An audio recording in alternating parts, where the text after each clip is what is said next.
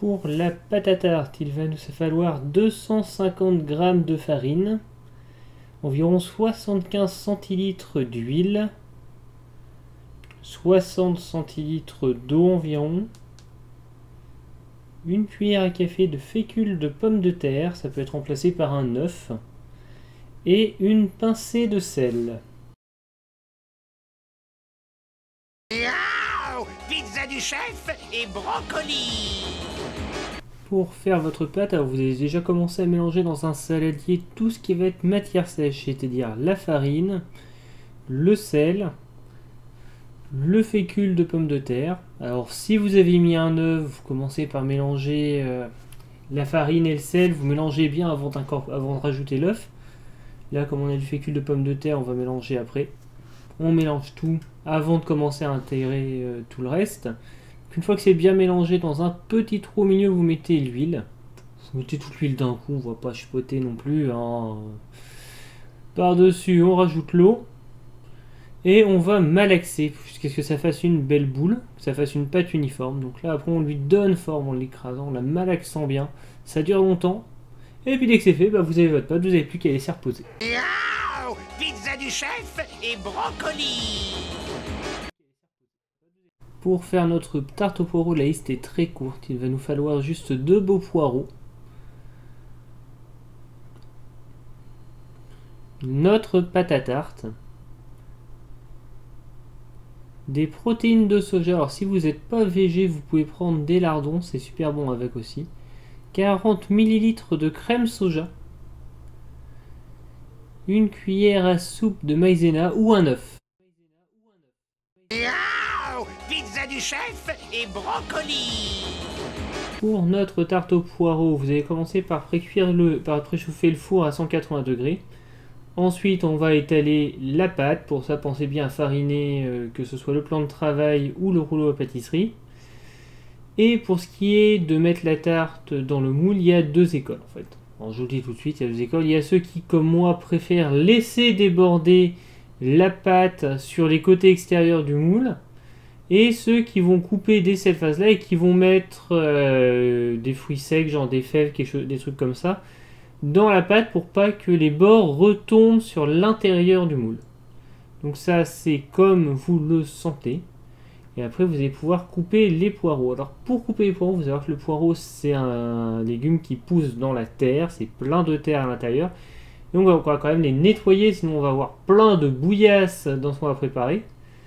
Donc le mieux pour ça, ça va être de couper le poireau en 2 sur la longueur, on s'arrête à peu près là, et vous allez pouvoir le passer à l'eau. Là il va pas se déballonner, il va rester quand même assez en bon état pour être manipulé. Vous allez pouvoir facilement le laver entre les lamelles en le passant à l'eau une fois qu'il est coupé comme ça. Ensuite vous allez hacher finement, mettre le tout dans une poêle, vous huilez un petit peu la poêle, et vous allez mettre à cuire à feu moyen.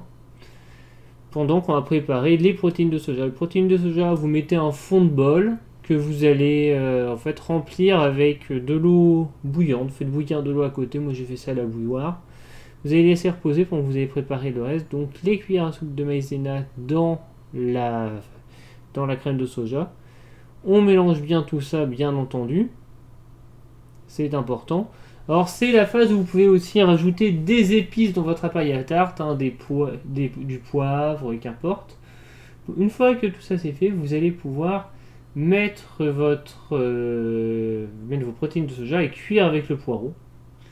Donc pour ça, vous rajoutez le tout au feu et ça va être le moment de sortir la pâte qui aura eu le temps de pré-cuire à cette phase-là à peu près. Donc vous découpez les bords, moi je fais ça au rouleau à pâtisserie. Ça vous permet d'avoir des bords bien nets, c'est très pratique. Et ensuite, ça vous permet d'avoir le timing pour vos poireaux et vos protéines de soja qui sont prêtes, qui sont cuites. Donc vous ajoutez le tout dans le bol ou saladier qui contient la crème de soja, la maïzena et les éventuelles épices. Alors, pour épicer, vous pouvez épicer à votre goût, hein. Moi généralement je mets un peu de poivre, un peu de paprika. Mais c'est vraiment comme vous voulez, comme vous préférez. Donc une fois que vous avez récupéré tous les poireaux dans l'appareil, vous allez pouvoir mélanger l'appareil. Alors si vous avez utilisé un œuf, l'appareil va être un peu plus jaune. Ce serait bien. Moi j'aime bien quand c'est plus jaune, mais là c'est une recette végétalienne. Donc une fois que tout est bien mélangé, vous allez verser tout votre appareil sur votre pâte à tarte. Vous répartissez toute la répartition qui ne sera pas faite naturellement, hein, donc vous étalez bien pour que l'appareil prenne toute la place disponible, hein. On est là pour occuper la place avec l'appareil de la tarte, je précise, hein. Et vous faites cuire ça pendant une quinzaine, vingtaine de minutes à 180 degrés.